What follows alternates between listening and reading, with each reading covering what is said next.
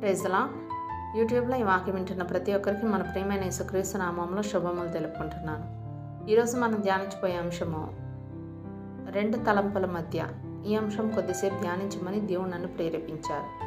అయితే వాక్యంలోకి వెళ్ళబోయే ముందు ఇప్పటివరకు నా ఛానల్ చూస్తూ కూడా సబ్స్క్రైబ్ చేయని వారైతే దయచేసి సబ్స్క్రైబ్ చేయండి, నన్ను కొంచెం సపోర్ట్ చేయండి. మర్చిపోకుండా వాక్యం నలుగురికి షేర్ చేయండి, ఇంకా లైక్ చేయండి. మీరు లైక్ చేయడం ద్వారా వాక్యం నలుగురికి రీచ్ అవుతుంది. మర్చిపోకుండా కామెంట్ కూడా చేయండి. ఇక వాక్యంలోకి వెళ్ళిపోదాం.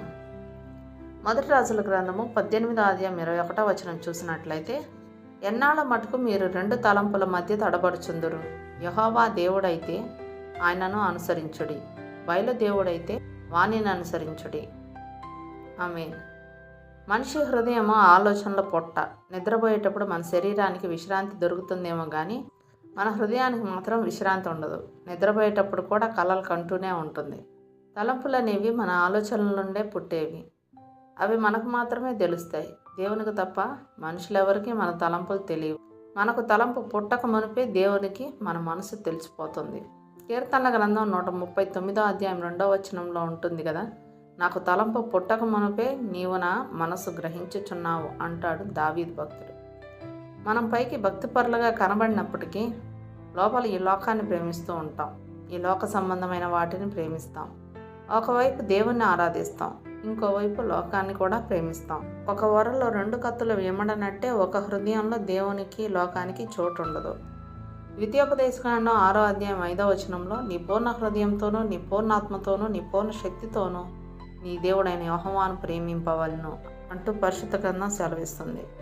దేవుడు ఎప్పుడు మన పూర్ణ హృదయాన్ని కోరుకుంటాడు.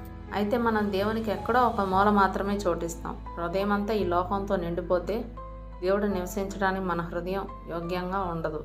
అందుకే లోకంతో నిండిన హృదయంలో దేవుడు ఉండలేడు. ఈ లోకంతో స్నేహం చేసి దేవునికి శత్రువులు అయినప్పటికీ శత్రువులను ప్రేమించమని చెప్పిన దేవుడు నిన్ను నన్ను ప్రేమిస్తున్నాడు. అందుకే దేవుడు మీరు మారండి మారండి అని చెప్తూ మన కోసం పాకులాడుతున్నాడు. రెండు తలంపులతో, అంటే ఈ లోకం గురించిన తలంపులతో దేవుని గురించిన తలంపులతో మనం దేవుని దగ్గరకు వెళ్తే దేవుడు అంగీకరించడు. ఈ లోకాన్ని దేవుణ్ణి ఏకకాలంలో ప్రేమించలేం.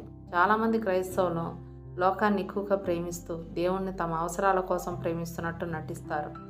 అలా దేవుణ్ణి మోసం చేయాలనుకుంటే వారికి శిక్ష ఎక్కువగా ఉంటుంది. చల్లగానైనా వెచ్చగానైనా ఉండాలి తప్ప నులివెచ్చగా ఉండకూడదు. ఏదో ఒక తలంపు మాత్రమే మనకు ఉండాలని దేవుడు కోరుకుంటున్నాడు. అందుకే దేవుడు మనల్ని అడుగుతున్నాడు, ఎన్నాళ్ళ మటుకు మీరు రెండు తలంపుల మధ్య తడబడతారని. మీకు ఈ లోకం కావాలో నేను కావాలో ఆలోచించుకోండి అని హెచ్చరిస్తున్నాడు.